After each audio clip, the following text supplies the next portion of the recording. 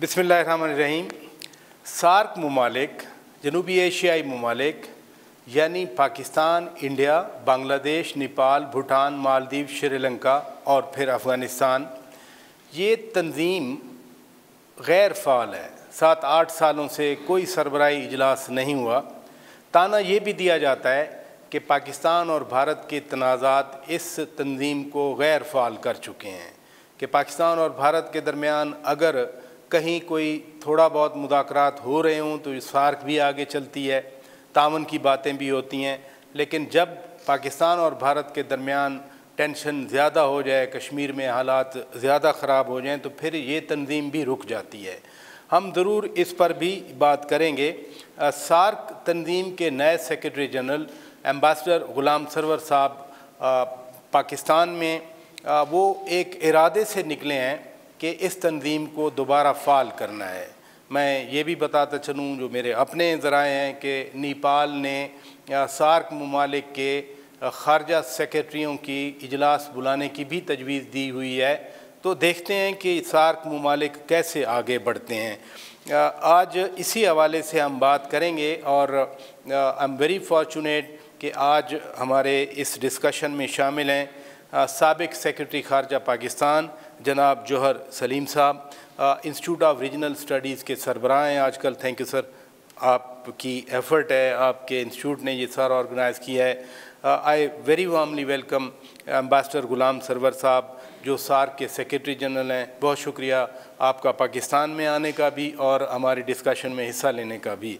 Ambassador ग़ुलाम दस्तगीर साहब पाकिस्तान के senior diplomat हैं, ये मिडल ईस्ट में भी सर्व कर चुके हैं, यूएई में पाकिस्तान के एम्बेसडर थे। और ख़ास तौर पर जब अरब ममालिक का पोस्चर भी हम देखते हैं कि वो भी जब कहीं कॉन्फ्लिक्ट यहाँ साउथ एशिया में बढ़ने लगता है तो वो भी मदद करते हैं उस टेंशन को लो करने के लिए। ज़रूर उनका फ़ीडबैक मैं लूँगा। डॉक्टर शबाना फ़याज़ साहिबा एकेडमिशन हैं, क़ायद-ए-आज़म यूनिवर्सिटी में एसोसिएट प्रोफेसर हैं। बहुत शुक्रिया, आपने भी वक्त निकाला। और नाज़रीन भी हमारे साथ मौजूद हैं, हम इनसे भी सवालात लेंगे। सबसे पहले एम्बेसडर जौहर सलीम साहब, साबिक़ सेक्रेटरी ख़ारजा पाकिस्तान, आपने ये इस इंस्टीट्यूट को हेड करते हैं, ये सारा इनका फंक्शन भी ऑर्गेनाइज़ किया। आपका इंस्टीट्यूट चूँकि उसका नाम ही रीजनल स्टडीज़ है, ऑब्जेक्टिव्स ऑफ सार्क को कैसे आगे बढ़ा रहा है? सबसे पहले तो ये देखें कि दुनिया की 1/3 आबादी जो है, एग्जैक्टली 24% वो इस खत्े में आबाद है। फिर ये खत्ता जो है इस वक्त दुनिया का जो सबसे ज़्यादा जीडीपी ग्रोथ के हिसाब से तेज़ तरीन ग्रोथ जहाँ पे है वो भी यही खत्ता है, चीन के अलावा। बल्कि अब चीन से भी ज़्यादा भारत की अगर देखें, बांग्लादेश की अगर देखें जीडीपी ग्रोथ रेट, पाकिस्तान का भी कुछ साल पहले तक बहुत ज़्यादा था। अभी हम एक इक़्तिसादी बहरान का शिकार हैं, पर इंशाअल्लाह वो भी दोबारा से उसी नहज पे आ जाएगा। तो जो पोटेंशल है वो बहुत ज़्यादा है। फिर तीसरी चीज़ ये है कि जो दुनिया की यंग पॉपुलेशंस हैं जहाँ पे सबसे ज़्यादा, उनमें ये ममालिक आते हैं। मसलन जनूबी एशिया में जो तकरीबन 60% जो पॉपुलेशंस हैं पाकिस्तान की, इंडिया की, बांग्लादेश की, वो यंग लोगों पे मुश्तमिल है। मीडियन एज जो है वो 22, 23, 24 साल के बीच में है। इसको अगर आप कंपेयर करें यूरोप के साथ, तो वहाँ पे मीडियन एज कहीं 45 है, कहीं 46 है, और कुछ ही सालों में वो 50 के करीब पहुंच जाएगी। तो इसका मतलब यह है कि जो दुनिया का, जिसको कहते हैं ना एंजन ऑफ ग्रोथ, जो रीजन और मुस्तकबिल है, जो फ्यूचर है दुनिया का, एग्जैक्टली वो यही रीजन है। अब ये थोड़ी सी बदकिस्मती है कि जब इतनी तेज़ी से ग्रोथ भी हो रही है, इतना पोटेंशियल भी है, और फिर बहुत से फील्ड ऐसे हैं, जिस IT का फील्ड है, उसमें दुनिया की सबसे बड़ी जो स्किल लेबर है वो भी इसी रीजन में है। जो अब ये वो फील्ड्स हैं जो कि दुनिया के आगे ग्रोइंग फील्ड्स हैं सारे, जो इमर्जिंग और वो टेक्नोलॉजीज़ हैं जिनका बहुत ही पोटेंशियल है आगे। लेकिन बहुत से दुनिया में रीजनल इंटीग्रेशन के जो एक्सपेरिमेंट्स हुए, यूरोपियन यूनियन है बहुत ही कामयाब एक एक्सपेरिमेंट, हम सारे देखते हैं कहाँ से एक वॉर रेवेज्ड रीजन को दुनिया का सबसे उन्होंने तकरीबन तरक्की याफ्ता बना दिया। फिर आसियान है, फिर मर्कोसू है लैटिन अमेरिका में, फिर नाफ्टा है नॉर्थ अमेरिका में, इसके अलावा इमर्जिंग अभी SCO है।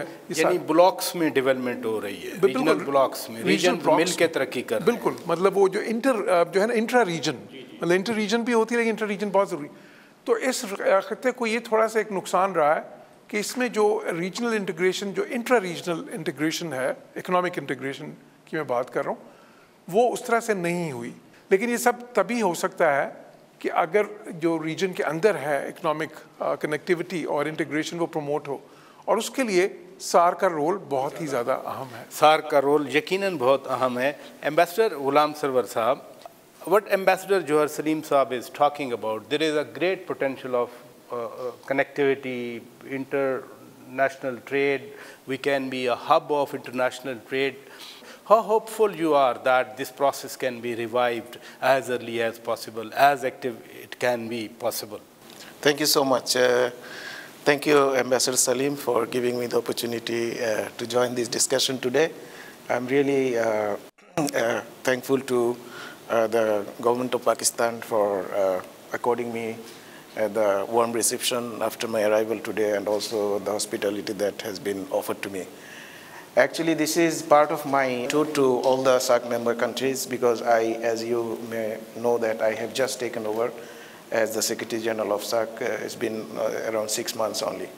So this is customary for any Secretary General to go and introduce him to all the member state and discuss with the leadership, high officials, as well as think tank and media like you, to get to know about the aspiration of the people of the region, and also advise the SAARC process in this regard. So I had been to Delhi last week, so this is my second, the tour to Pakistan is my second countries of the region where I'm coming. So after that, I'll go to all other countries one by one. So my intention was actually to learn from you about how to reinvigorate SAARC. So nevertheless, this is an opportunity for me for open discussion, because this is a kind of academic forum, I must say, that where we can exchange our thoughts. Ambassador Ghulam Dastgir صاحب, سب کہتے ہیں کہ SAARC اچھا ہے, ایک connectivity natural ہے, ہمارے roads ہیں ملکوں کے درمیان, ریلوے ٹریکس ہیں, بٹ پھر یہ ڈیریل کیوں ہو گیا پروسیس؟ یہ 6-7 سال ہو گئے, سمٹ نہیں ہو سکی. جس طرح ایمبیسڈر جوہر سلیم نے بھی مینشن کیا کہ یہ ریجن اوبویسلی پوٹینشیل اس میں بہت ہے. اگر ہم دیکھتے ہیں سارک کا جو چارٹر ہے, چارٹر جب فریم ہو رہا تھا, ایٹ دیٹ ٹائم یہ چیز سامنے تھی کہ جی پولیٹیکل ایشوز اس کو روک سکتے ہیں پروسیس کو. تو دیر فور چارٹر میں بڑا کیئرفلی اس کو ڈرافٹ کیا گیا, اور چارٹر میں یہ ڈیسائیڈ کیا گیا کہ کوئی پولیٹیکل ایشو, بائیلیٹرل ایشوز اس میں ڈسکس نہیں ہوں گے. تو I think that was the good point, and now it has also become a bad point. اس وقت یہ تھا کہ پولیٹیکل ایشوز جب اس کو ڈیریل کریں گے, لیکن اب جب پولیٹیکل ایشوز ڈسکس نہیں ہوتے ہیں تو بھی اس کو پروسیس کو ڈیریل ہوا. سمٹس ہوئیں, آئی تھنک لاسٹ سمٹ 10 سال پہلے ہوئی, اس سے پہلے ہر 2 سال کے بعد 1 سال کے بعد سمٹس ہوتی رہیں. اور انڈیا پاکستان کے ریلیشنز جب بہت ٹینس تھے early 2000, even then airspace بھی پاکستان جہازوں کے لیے بند تھی, ایون دین سارک سمٹ 2004 میں جنوری میں اسلام آباد میں سارک سمٹ جو ہے وہ بریکنگ پوائنٹ بھی ثابت ہوا ہمارے لیے. پریزیڈنٹ صاحب نے جو جا کے ہینڈ شیک کیا, آفٹر دیٹ پھر وہ آئس بریک ہوئی, اینڈ ریلیشنز انڈیا کے ساتھ تھوڑا سا بیک ٹو نارمل ٹریک پہ آئے. ایک سارک کنٹری سارے اس پہ ایگری کر لیں کہ اگر ایک کنٹری ایگری نہیں بھی کرتا, اگر سمٹ ہو سکتی ہے, میجارٹی کا پرنسپل اگر فالو کیا جائے تو may be some breakthrough ہو سکتی ہے. پھر اگر سمٹ نہیں ہو سکتی تو ایٹ لیسٹ جو باقی پروسیس ہیں سارک کے, like programming committee, standing committee, council of ministers کی میٹنگ ہے, اگر اس کے لیے کوئی راہ ہموار کی جائے کہ ریگولر اگر پروگرامنگ کمیٹی سال میں 2 دفعہ ہو جائے, پھر دین اسٹینڈنگ کمیٹی کی میٹنگ ہو جائے, تو ایک بریک تھرو ہو سکتا ہے کہ اس میں یہ بڑی اچھی آپ کی تجاویز ہیں. ڈاکٹر شبانہ فیاض صاحبہ, سارک کے چارٹر میں ایمبیسڈر صاحب بھی فرما رہے تھے کہ جگہ نہیں ہے کہ ڈسپیوٹس کو ٹیک اپ کیا جائے. جب ڈسپیوٹس ٹیک اپ نہیں ہوتے پھر بھی سارک سمٹ نہیں ہو رہی, پھر کیوں ڈیڈ؟ اصل میں یہ ہے کہ آپ نے خود ہی بتایا کہ جب ایشوز ہی ٹیک اپ نہیں ہوئے پولیٹیکل مائلیج جہاں پہ نہ ہو وہاں پہ اکنامک اسپرٹ اور پیپل ٹو پیپل کانٹیکٹ لازمی بات ہے بہت سفر کرتے ہیں. اور جو ساکھ ہے اس میں جیسے شروع میں کہا گیا کہ اس میں اسے آئسولیٹ کیا گیا پولیٹیکل میٹر سے, بٹ انفارچونیٹلی ہوا یہ ہے کہ over the time political factors نے اسے افیکٹ کیا ہے. اور ایک اور بڑی امپورٹنٹ بات ہے کہ ود ان ساکھ منی ریجنل کانسیپٹ آیا ہے جس میں India and many other countries have come up. ہاں جی, سب ریجنل اینڈ منی لیٹرلزم. اس کا یہ ہوا ہے کہ کچھ اسٹیٹس کی طرف سے اسپیسیفکلی پاکستان کو ایک طرف کیا گیا ہے. اکثر اسٹیٹس میں ایون اب تو کچھ کانفرنسز میں بھی ساؤتھ ایشیا پہ کانفرنسز ہوتی ہیں. میں اکثر اپنے بنگلہ دیشی بھائیوں کو کہتی ہوں کہ آپ نے ساؤتھ ایشیا پہ کانفرنس تو ضرور کی ہے لیکن اس میں پاکستان تو ہے نہیں, تو کہتے ہیں نیکسٹ ٹائم بلائیں گے. یہ 2 سال سے 4 سال سے یہ انٹریکشن ہوئی, although we have a very good relationship, but somehow مجھے فیل ہوتا ہے کہ ایک طرح سے ایک ولنگنیس ٹو انٹریکٹ ہے, وہ جو گڈ ول ہے نا اس کو بھی ہمیں کلٹیویٹ کرنے کی ضرورت ہے, specifically at the policy levels اور even at the civil society level. یہ پوائنٹ ہے جو کہ اکثر ہم اسے مس کر جاتے ہیں. With all of your permission, we go to the audience, and I would request Ambassador of Nepal to make comments. Excellency Tapas Adhikari ji. Actually, SAARC is a regional organization. It was envisioned by our predecessors, our leaders of 35 years back. Since then, as the Secretary General already said, that we made tremendous progress over the decades. But the problems of the SAARC is continuously following with this organization. But organization itself evolved with this difficult situation or circumstances. I hope the Secretary General has recently visited different countries and in touch with the higher authorities of Nepal and taking stocks of the different governments, including in Pakistan also, the opinions of the think tank and government officials of Pakistan. He will convey his opinion of Pakistani people to move forward this organization. With these words, I would like to thank Ambassador Dastgir صاحب. اگر خدا نہ خواستہ وار کے خطرات ہوں تو friendly countries آگے ہیں, ادروائز جو ایک نارملائزیشن کا پروسیس ہوتا ہے اس میں کتنا انٹرسٹ لیا جاتا ہے دوسرے دوست ممالک کی طرف سے جو سب کے دوست؟ دیکھیں انٹرسٹ تو بہت ہوتا ہے کہ جب ہمارا بھی جب باہر کام ہوتا ہے, ہم جا کے جب بریفنگ دیتے ہیں آن ایشوز, تو ان کا انٹرسٹ تو ہوتا ہے کہ وہ ہو. لیکن ہے کہ پھر اگر 2 کنٹری کا آپس میں کوئی ایشو ہے تو انلیس کہ ان سے ریکویسٹ کی جائے, نارملی اس پہ نہ وہ کمنٹ کرتے ہیں. صرف یہ کہہ سکتے ہیں, وہ کہہ دیتے ہیں کہ جی ہم چاہتے ہیں کہ آپ دونوں کنٹریز ڈائلاگ کے ذریعے ایشوز ریزولو کریں. تو وہ تو رول ہوتا ہے. لیکن اگر آپ اس کانٹیکس میں بات کریں کہ جی ساکھ کا پروسیس میں وہ کنٹریز کوئی رول پلے کر سکتے ہیں, میرا نہیں خیال کہ اس میں کوئی ان کا, جب سمٹ ہی نہیں ہوتی تو آبزرور آ کے ایٹ لیسٹ مطلب ان کا تو انٹریکشن پھر نہیں ہوتا. تو کام تو ریجن کا ہی ہے, اور ریجن میں انفارچونیٹلی آپ کوئی بھی پروجیکٹ اٹھا لیں ساکھ کے لیے, ہر طرف سے کنیکٹ, مطلب India is in the centre. کوئی بائی لیٹرل آپ نہیں کر سکتے. ریجنل لیول پہ جو کچھ کرنا ہے تو وہ unless Pakistan India on board ہوں تو کوئی چیز جو نا اس پہ آگے موو نہیں کرتی. ایمبیسڈر صاحب, ساؤتھ ایشیا کے 4 ملکوں میں الیکشن, مالدیو میں الیکشن ہوا, بنگلہ دیش میں الیکشن ہوا, پاکستان میں الیکشن ہوا, انڈیا میں الیکشن. عموماً کہا جاتا ہے کہ ڈیموکریسیز میں جنگ نہیں ہوتی. There is no war among democracies. Democracies bring the people together. یہ نیا مینڈیٹ کم از کم 4 ملکوں میں ملا ہے, تو فریش مینڈیٹ لوگ ڈیمانڈ نہیں کرتے کہ اگر یورپ اکٹھا بیٹھ سکتا ہے, آسیان اکٹھا بیٹھ سکتا ہے, نیفٹا والے اکٹھے بیٹھ سکتے ہیں, تو پاکستان, انڈیا, بنگلہ دیش, بھوٹان, نیپال اپنے اپنے تنازعات کو, اپنے اپنے موقف کو سامنے رکھیں. لیکن جو وقت کی آواز ہے کہ انٹیگریشن ہو, ایک دوسرے کے ایکسپیرینسز سے فائدہ اٹھایا جائے, یہ کیوں نہیں ہو سکتا؟ ہمارے خطے میں جب سارک بنا تھا تو اس میں ایک اہم نقطہ یہ بھی تھا کہ جب آپس میں جب اکنامک انٹیگریشن ہوگی تو اس سے شاید جو دوسرے مسائل ہیں اس میں بھی آپ حل کرنے میں مدد ملے گی. لیکن اس میں تھوڑا سا ایک افسوسناک پہلو یہ ہے, اب میں کچھ ایسے ریجنز میں رہا ہوں, جس طرح میں برازیل میں رہا ہوں بہت سال پہلے, تو ساؤتھ امریکہ میں برازیل جو ہے وہ سب سے بڑا ملک ہے. ایگزیکٹلی. ان کی جو تاریخ رہی ہے اس میں کبھی برازیل کی جنگیں اس طرح سے نہیں ہوئیں, بلکہ ایک بار جو جنگ ہوئی ان کی لاسٹ اس میں وہ سارے ملک مل کے پیراگوائے سے لڑے تھے, جو کہ ایک چھوٹا سا ملک ہے. لیکن یہ نہیں ہوا کہ برازیل اور ارجنٹینا یہ جو بڑے ملک ہیں آپس میں یا جو دوسرے ہیں ان کے آپس میں کوئی مسائل اس طرح کے. تو اس میں آئی تھنک کہ ہمارا جو خطہ ہے اس میں انڈیا کی اسی قسم کی ایک پوزیشن ہے, کیونکہ پورا ساؤتھ ایشیا اگر آپ لے لیں تو انڈیا کی پاپولیشن جو سی ہے وہ اس کا ایک بڑا حصہ بن جاتی ہے. جسے کہتے ہیں نا انگلش میں کہتے ہیں سیٹ دا ٹون. تو اس میں India could have set the tone جو ہے میرے خیال میں. اگر وہ کرتے اس طرف تو چیزیں تھوڑی سی شاید بہتر ہو سکتی. لیکن ابھی بھی وقت جو ہے, دیکھیں وقت ہر چیز کا کوئی گزرا نہیں ہے اب, بلکہ اس وقت جو شدید ضرورت ہے وہ اس چیز کی ہے جسے میں نے کہا کہ اتنے لوازمات موجود ہیں کہ یہ ریجن جو ہے دنیا کا انجن آف گروتھ بن جائے, اور جس طرف چیزیں جا بھی رہی ہیں.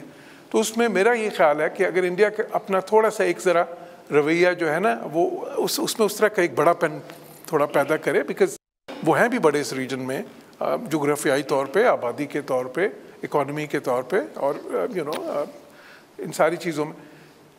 تو اس سے بہت سی چیزیں جو ہے بہتری کی طرف جا سکتی ہے, بیکاز پاکستان نے تو یہ کہا ہے کہ جی اگر وہ ایک قدم آگے بڑھائیں گے تو ہم 2 قدم آگے بڑھائیں گے. آپ نے درست کہا کہ بڑے ملک کی حیثیت سے they should have set the tone تو انہوں نے سیٹ کی 2016 کے بعد سمٹ نہیں ہونے دی. اچھا ہے آپ EU کے تجربات بیان کر رہے ہیں, آپ وہاں جرمنی میں اٹلی میں بھی رہے ہیں. اگر لوگوں کی پیپل سینٹرڈ پالیسی بنائی جائے, فوکس کیا جائے, تو کم از کم پھر یہ جو پولیٹیکل کنسیڈریشن ہے یہ تھوڑی سی بیک فٹ پر رکھ کر پیپلز ایجنڈا تو فارورڈ کیا جا سکتا ہے. جنوبی ایشیا کی جو انٹرا ریجنل ٹریڈ ہے وہ 5% یا اس سے کم ہے. اب اس کو اگر آپ کمپیئر کریں باقی ریجن سے, کہیں 25% ہے, کہیں 20% ہے, کہیں 50% ہے پرابلی اگر یورپین یونین کے اندر کی بات کریں. تو اب اس کے مقابلے میں 5% تو کچھ بھی نہیں ہے نا. اور یہ ایک بہت ہی افسوسناک امر ہے, کیونکہ دیکھیں پوٹینشیل آپ اس میں ٹریڈ میں آپ کی کتنی چیزیں ہیں. ٹرانسپورٹیشن کاسٹ بہت کم ہو جاتا ہے, ساتھ ہیں بارڈرز ہیں, لاہور سے امرتسر کا فاصلہ کیا ہے, مطلب بالکل دونوں ساتھ آ چکے. ٹریڈ تو ایک ہے. کلائمیٹ چینج کو لے لیں. اب کلائمیٹ چینج ایک ایسا ایشو ہے کہ جو یہ سارا خطہ فیس کر رہا ہے, ایک بہت ہی چیلنجنگ ہے, جس میں گلیشیئرز میلٹ ہو رہے ہیں سارے خطے کے, واٹر کے جو ٹیبل ہے وہ نیچے جا رہا ہے, یہ کنٹریز جو ان سے ہیں واٹر شارٹ ہیں, واٹر اسکیرسٹی کی طرف جا رہے ہیں. اچھا پھر اس میں جو ہے نا یہ ظاہر ہے کہ ایمیشنز کا جو مسئلہ ہے, ڈیفورسٹیشن ہے, یہ سارا اب یہ ایسے مسئلے نہیں ہیں کہ جو آپ خود سے حل کر سکیں گے. بیکاز دیکھیں موسم تو ایک ایسی چیز ہے نا کہ جو ساروں کے لیے اکٹھا ہوتا ہے, جو موسمی تبدیلی ہے تو سب پہ اثر پڑے گا. آپ کلاؤڈ بیسٹ ہوگا تو سب پہ افیکٹ ہوگا, فلڈ آئے گا تو سب کے لیے اس میں آئیں گے. تو اب دیکھیں یہ تو ایک ایسا ایریا ہے کہ جس میں بہت ہی ضرورت ہے کہ آپ اس میں تعاون کیا جائے. پھر اسی طرح فوڈ سیکیورٹی کا ایک ہے, جو فوڈ سیکیورٹی بھی اگین ایک ایسی چیز ہے کہ جس میں بہت ہی زیادہ, اور یہ سارے ملک جو ان سے ہیں ان کو مسائل رہے ہیں ان دا پاس. پھر ان میں گرین ریولوشنز آئے, بہت بہتری آئی, لیکن ابھی تک اگر فوڈ سیکیورٹی کرنی ہے تو اس میں بھی گنجائش بہت زیادہ ہے. ایمبیسڈر صاحب, کلائمیٹ چینج مسئلہ سب کا اکٹھا, ان امپلائمنٹ سب کا اکٹھا, غربت سب کی اکٹھی, ہیلتھ ایشوز ساؤتھ ایشیا میں سب سے زیادہ. ایٹ لیسٹ ان کو رسپونڈ کرنے کے لیے گورنمنٹس کی اکاؤنٹیبلٹی نہیں ہوتی. اگر اکاؤنٹیبلٹی ہوتی ہے تو گورنمنٹس پھر ریزسٹ کیوں کرتی ہیں؟ ان شعبوں میں تو تعاون ہونا چاہیے. ایک انڈیا میں ایک خاتون کا بائی پاس ہوا پاکستان کا, وہ انڈیا میں بھی بڑی سٹوری بن گئی, وہ پاکستان میں بھی بڑی سٹوریز بن گئیں. یہ اچھے ایکسپیرینسز, اچھی سٹوریز, اپریشیبل سٹیپس, یہ زیادہ ریپلیکیٹ کیوں نہیں ہوتے؟ پھر دیکھیں جو سارک پروسیسز میں بھی بہت ساری سوشل سیکٹر کے لیے technical committees, working groups already اس پہ کام انہوں نے کیا ہے, اور بہت ساری رپورٹس بھی تھیں. پھر ریجنل سینٹرز بھی بنے, جس طرح ایک نیپال میں سینٹر ہے HIV سینٹر, وہ اس سیکٹر میں کام کر رہا ہے. ڈیزاسٹر مینجمنٹ پہ سینٹر بنا, اس طرح انرجی پہ سینٹر ہے, یہاں پہ کلچرل سینٹر ہے. تو یہ وہ سینٹرز ہیں جو گیپس کو فل کرتے ہیں، مطلب جو پیپل ٹو پیپل کانٹیکٹ والی بات ہے. اور یہ سینٹرز جو ہیں ان کو صرف سال میں ایک دفعہ ان کا بجٹ اپروو کیا جاتا ہے، باقی ان کی ایکٹیویٹیز کافی حد تک انڈیپینڈنٹلی وہ کرتے ہیں. تو میرا خیال ہے کہ جو آپ کا پوائنٹ اپنی جگہ پہ کیوں نہیں کا تو جواب پھر وہی ہے کہ پولیٹیکل لیول پہ جو مسٹرسٹ ہے اس کی وجہ سے ہر چیز پہ اس کا امپیکٹ آتا ہے.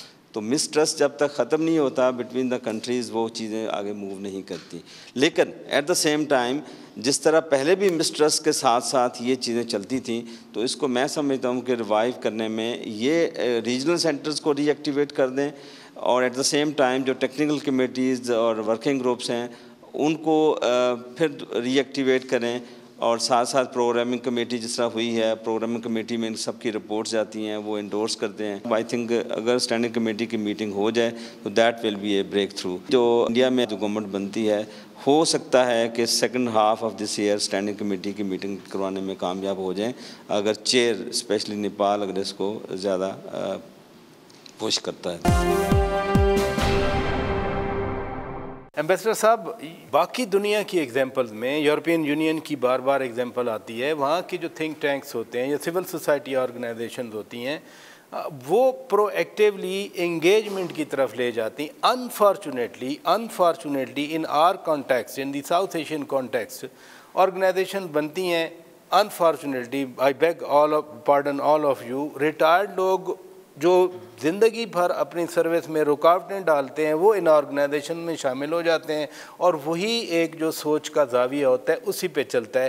تو کیا نیا ہو، کیا ایسی چیز ہو جو ایک بلاگنگ ہوئی ہوتی ہے اس کو تو توڑے کم از کم؟ دیکھیں نیا کیا ہونا ہے، اگر اسی چیزوں کو ہی فوکس کر لیں جو چیزیں رکی ہوئی ہیں تو نئی تو کچھ نہیں کہا جا سکتا. یہ سب میں نے پہلے شروع میں کہا تھا کہ اگر پرنسپل آف میجارٹی کو لے لیں اور یہ جو ہمارا سوشو کلچرل سائیڈ ہے سارک میں اس کو تھوڑا فوکس کریں، ٹریڈ انڈر سیفٹا جو ہے اس کو ری وزٹ کریں، دیکھیں گے جو رکاوٹیں ہیں اگر بائی لیٹرل لیول پہ اس کو ملٹی لیٹرل لیول پہ ہم آپ کو اس کو ریزالو کر سکتے ہیں تو وہ اس کو کیا جا سکتا ہے. لیکن اگین جب تک سارک پروسیس جو ہے نا وہ اپنا ریزیوم نہیں ہوتا اس وقت تک کوئی ایکٹیویٹی اس کو کنکلوڈ نہیں کی جا سکتی. تو میرا خیال سارک پروسیس پہ ہی فوکس ہونا چاہیے، اور میجارٹی کا پرنسپل اگر اپلائی کسی طریقے سے کر سکیں، لیکن وہ بھی again it be long process. اگر چارٹر میں کوئی تھوڑی بہت امینڈمنٹ ریکوائرڈ ہے تو وہ تو اس طرح پاسبل نہیں ہے. لیکن گیون دا سیم چارٹر کے اندر رہتے ہوئے تو میرا یہ خیال ہے کہ جو سوشو اکنامک ایشوز ہیں جو اس سے ریلیٹڈ جو آرگنائزیشن میں ہمارے سیٹ اپس ہیں اس کو ری ایکٹیویٹ کیا جا سکتا ہے. ڈاکٹر شبانہ فیاض صاحبہ، بڑی اچھی پروپوزل ایمبیسڈر جوہر سلیم صاحب پیش کر رہے ہیں کہ اسمال سٹیپس میں آپ ایجوکیشن میں کوآپریشن ہو، کلائمیٹ چینج میں کوآپریشن ہو، میڈیا کا ایکسچینج پروگرامز ہوں، یہ والے کیسے پروگرامز کو پروموٹ کیا جا سکتا ہے؟ میں بالکل اسی بارے میں بات کرنا چاہ رہی تھی.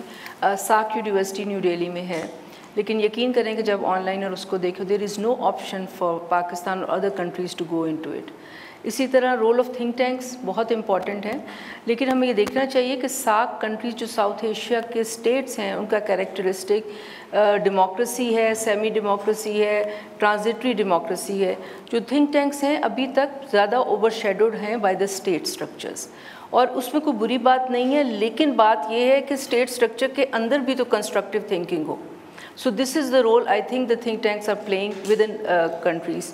ایک اور بڑی امپورٹنٹ بات ہے کہ یوتھ پہ بالکل توجہ نہیں ہے. We need to have a youth cell for the SAARC, and there are games within the SAARC chapters, and Youth for Peace. This can be a program that can be led and initiated. تو بیچاری doctor صاحبہ خود سر مارتی ہے. سیما ادھر سے India چلی گئی، اس نے شادی کی، ادھر سے ایک لڑکی سوات میں آ کے شادی کر گئی، لیکن دونوں کو پروسیکیوٹ کیا گیا، دونوں کے خلاف کیسز بنائے گئے. باقی آئی ٹی فیلڈ ہے، لوگ انٹریکٹ کرتے ہیں آپس میں بیٹھ کے. بات آپ نے خود بھی اسٹیٹ کی اگر اسٹیٹ کی ولنگنیس نہیں ہے تو پھر کیا کیا جا سکتا ہے؟ میں تھوڑا سا اس پہ اختلاف کروں گی. میرا نہیں خیال کہ اسٹیٹ اتنا ہمیں کنٹرول کرتا ہے جتنا ہم سمجھتے ہیں. ہم we are living in a digital age.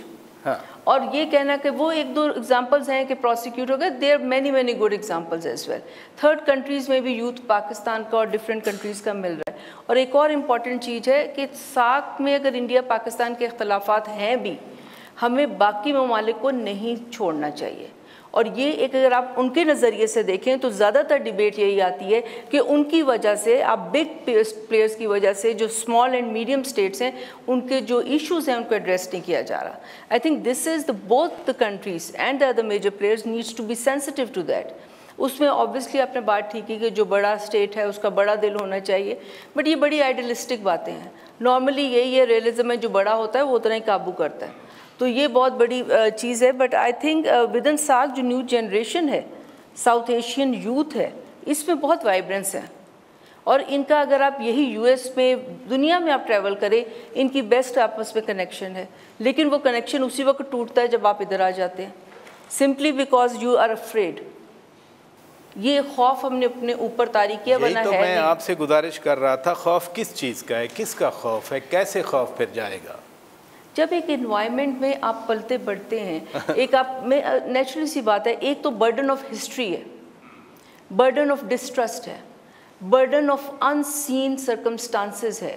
تو اس وجہ سے ایک نہ چاہتے ہوئے بھی, جیسے ٹائٹ ویزا رجیمز ہیں اور اس طرح کا ہے, تو وہ جو چیزیں ہیں وہ اس پہ آپ میرا خیال ہے اوور شیڈو کر جاتی ہیں. We believe that geoeconomics plays a very important role and economic interests are always important. So we should not ignore the business community, and Federation of Chamber of Commerce and Industry and SAARC Chamber of Commerce and Industry can play a very important role. I am the life member of SAARC and also attending the CCI committee in Sri Lanka in August. They are having an event. So whenever we meet the people, we find the same kind of culture, love and warmth. And heading a think tank, I request that there should be a think tank collaboration. Maybe IRS take a lead. And there also people from the academia, from the civil society, they suggest different policies. And we should develop a collective document. Our think tank is also partnered with the IRS. And regarding the business community platform, Women Business Forum, we also signed one agreement with SWAC, because SWAC is really working very well. And at the moment, the chair is in Pakistan. So as you are here, so we request you to motivate them, because you know they really need motivation and backing from the Secretary General office. And I believe that this will play a great role and further improve SAARC relations, because economic ties can be a low-hanging fruit, what Johar Salim Saab mentioned. So I think we can start from there. Thank you very much. Former Ambassador Fawzia Nasreen.